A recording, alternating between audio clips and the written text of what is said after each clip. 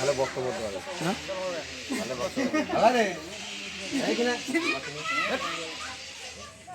এই মুহূর্তে আমি পুটসুরি গ্রামের দক্ষিণ পাড়া অর্থাৎ দুলেপাড়ায় এসেছি। দিদি ঠাকরুন যে পুজো হচ্ছে, গতকাল ঘটে করে জল নিয়ে আসার পর্বটা হয়েছে। আজকে আর কিছুক্ষণ পরই এখানে দিদি ঠাকরুনের যে পুজো অনুষ্ঠান শুরু হতে চলেছে। এই মুহূর্তে এই মন্দিরের যিনি পুরোহিত আছেন সেই পুরোহিতের থেকে আমি সাক্ষাৎকার নিতে চলেছি। আপনার নাম? আমার নাম সুকুমার মিশ্র। সুকুমার মিশ্র। আপনি এই পুজোটা করবেন? এই পুজো করবো। আচ্ছা, এই পুজোর বিশেষত্ব কি যদি একটু বলেন? মা দিদি ঠাকুর হ্যাঁ, বিশেষ মাহাত্ম অনন্তকাল ধরে পুজো ঘুরে আসছে এবং আমি কম করে আমার বয়স হচ্ছে এখন 65 বছর। তা আমি 40 বছর ধরে পুজো করছি, মায়ের পুজো করছি।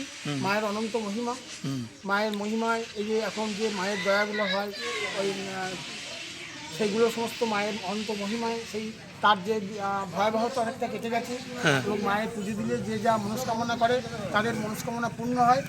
এবং মা সশরীরে মায়ের যে দেখা যায়, অনেক সময় দেখা যায় যেখানে ধূপ ধুনো গন্ধ বেরোচ্ছে, মা লাল পরে শাড়ি পরে ঘুরে বেড়াচ্ছেন। এটা একটা অনেকে দেখতে পেয়েছেন এবং একটা প্রচলিত একটা কিংবদন্তি আছে। তা এই মায়ের পুজো আজকে বাৎসরিক পুজো অনুষ্ঠিত হবে। এখনও সব জল দিতে গিয়েছে মন্দিরে মন্দিরে, সেই জল দিয়ে আসবে, দিয়ে আসার পর সমস্ত পুজো সাজানো হবে, তারপর আমরা পুজোয় বসবো। আচ্ছা, এখানে ছাগল বলি মানে পাঠা বলি হয় না? হয় কতগুলো? মানসিক যদি থাকে, কারণ ব্যক্তিগত, যদি ব্যক্তিগত কোনো মানসিক থাকে তাহলে হয়। আচ্ছা, কি ওই মায়ের দয়া না কি বলছে ওটা? মায়ের দয়া, যেটা হচ্ছে তোমার pox, chicken pox, small pox, যেগুলো সেগুলো এই রোগ থেকে নিরাময় পাওয়ার জন্য মানুষের একটা আত্মবিশ্বাস। আর তাছাড়াও মা শীতলা স্বয়ং, অর্থাৎ মা সকলকে শান্তিতে, সুস্থ শান্তিতে স্বাভাবিকভাবে জীবনযাপন যাতে করতে পারে, মায়ের আশিসে, মায়ের কৃপায় মানুষ আজকে সুখে শান্তিতে এখানে বসবাস করছে। আচ্ছা, এর কোনো মূর্তি হয় না?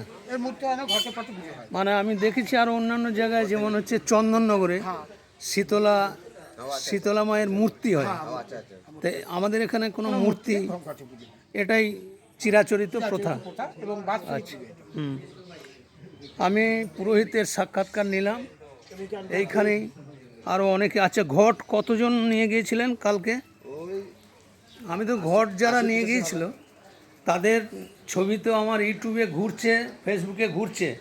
আমি এই যে ঘট রাখা হয়েছে সব গঙ্গা জলে ভর্তি, আপনারা দেখবেন। এই যে ঘটকে সুন্দরভাবে সাজিয়ে রেখেছে, পূজার অর্ঘ্য এখানে সাজিয়ে রেখে দেওয়া হয়েছে। আর কিছুক্ষণ পরেই মূল যে পুজোর অনুষ্ঠানটা, মূল পুজোর অনুষ্ঠানটা শুরু হবে। ধন্যবাদ সকলকে, সবাই সুস্থ থাকবেন, ভালো থাকবেন।